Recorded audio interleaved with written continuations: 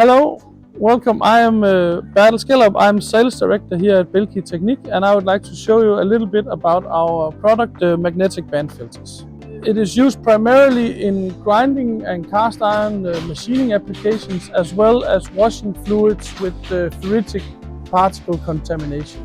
On the filter area, you can see where the magnets are placed. In the beginning, there will be a lot of particles, and it will be less and less across the filter area. When the filter area is filled with approximately 3 to 5 millimeters of sludge, the filter is indexed as shown here, and the sludge will go to the area behind the inlet where it will have time to dry. The filter can work continuously.